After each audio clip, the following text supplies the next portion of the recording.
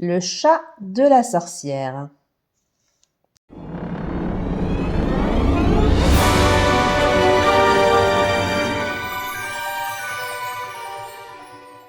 Bienvenue dans le fabuleux monde de Potions et Potins, le podcast où la magie prend vie.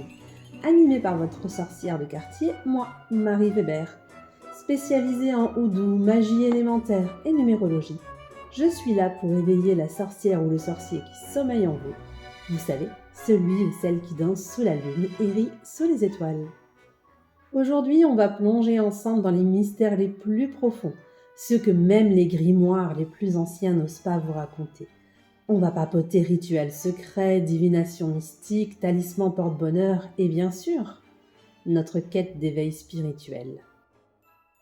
Alors que vous soyez en train de zigzaguer dans le trafic, compressé dans le métro ou confortablement installé sur votre lit douillet, c'est le moment parfait pour mettre votre vie moldue en pause. Et si vous aimez ce petit voyage magique, n'oubliez pas de vous abonner et de partager ce podcast avec d'autres âmes. Préparez-vous, chaussez vos sneakers magiques et laissez-vous transporter par Potions et Potins. Prêt pour l'aventure ? Alors enfilez votre cape, attrapez votre baguette et embarquons ensemble dans l'épisode du jour. Aujourd'hui, nous allons explorer un sujet fascinant et un peu mystique, le chat de la sorcière.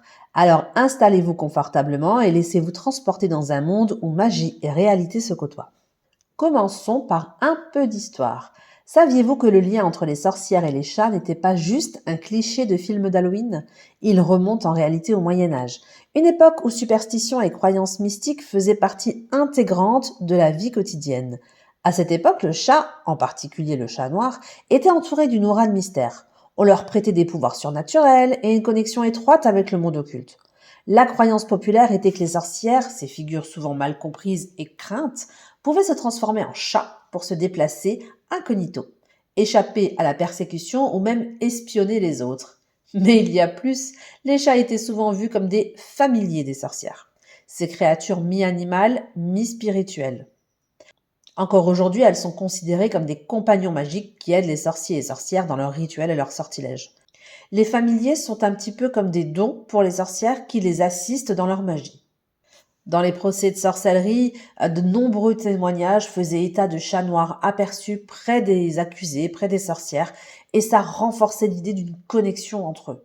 En réalité, ces histoires reflétaient souvent les peurs et les incompréhensions d'une époque troublée, où tout ce qui n'était pas compris, comme aujourd'hui d'ailleurs, était rapidement étiqueté comme maléfique, mauvais, comme aujourd'hui un petit peu.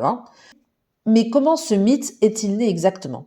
Pour le comprendre, il faut plonger dans les croyances médiévales et leur rapport à la nature. Les chats, avec leur comportement nocturne et aux yeux brillants dans l'obscurité, incarnaient le mystère. Ils étaient à la fois admirés et craints, ce qui en faisait des compagnons parfaits pour les sorcières dans l'imaginaire collectif.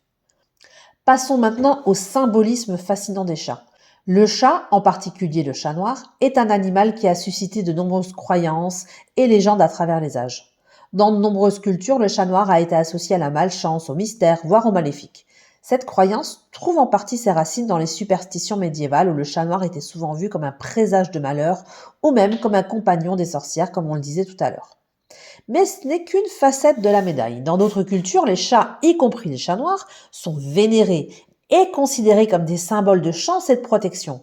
Dans l'Égypte ancienne, par exemple, le chat était sacré et associé à la déesse Bastet. Je ne sais pas si je le dis correctement. Je ne sais pas si on dit Bastet ou Bastet. Symbole de la maison, de la fertilité et de la maternité. Tuer un chat était même considéré comme un crime punissable. Dans la culture japonaise, le maneki neko, ou chat porte-bonheur, était une figure populaire qui est censée attirer la fortune et le succès. Ce chat, souvent représenté avec une patte levée, est le symbole de bonne chance pour les propriétaires d'entreprises et de commerces. Et dans la culture pop, les chats de sorcières ont acquis une renommée et un statut de célébrité. Prenons par exemple Salem, le chat parlant de Sabrina, l'apprentie sorcière. Salem, avec son esprit vif et son sens de l'humour sarcastique, est devenu un personnage culte, bien moins de l'image traditionnelle du chat de sorcière sombre et mystérieux. Dans l'univers d'Harry Potter, les chats jouent également un rôle notable. Hermione Granger, l'un des personnages principaux, a un chat nommé Patenron, un animal fidèle et intelligent qui accompagne les personnages dans leurs aventures. Ces exemples montrent comment les chats, en particulier les chats de sorcières, ont évolué dans l'imaginaire collectif, passant de créatures craintes et mystérieuses à des compagnons adorés et même héroïques. Et maintenant, quelque chose de plus léger et amusant, les anecdotes et des faits curieux sur les chats de sorcières.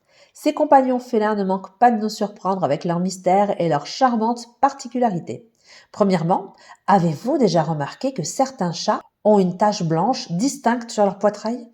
Selon une vieille légende, cette marque serait l'empreinte de la main de la sorcière. On raconte que lorsqu'une sorcière crée un lien avec son chat, elle le marque de sa main, laissant ainsi une tache blanche en signe de leur connexion magique.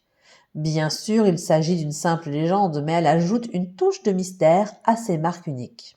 Et parlons des superstitions amusantes. Dans de nombreuses cultures, croiser un chat noir était considéré comme un mauvais présage. Mais saviez-vous qu'en Grande-Bretagne et au Japon, rencontrer un chat noir est souvent vu comme un signe de bonne chance?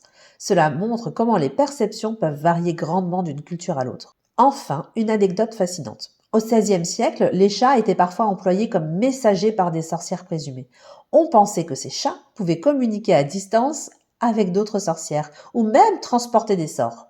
Bien sûr, c'est une partie de l'imaginaire populaire de l'époque, mais cela témoigne de la place importante qu'occupaient les chats dans les récits de sorcellerie. Voilà pour nos curiosités félines du jour. Ces histoires et légendes montrent à quel point les chats, ces compagnons mystérieux et adorés, sont enracinés dans notre folklore. Et voilà mes chers apprentis sorciers, nous arrivons au terme de notre aventure enchantée pour aujourd'hui. J'espère que vous avez autant adoré voyager à travers les mystères et les merveilles de la sorcellerie que moi, en partageant ces secrets avec vous.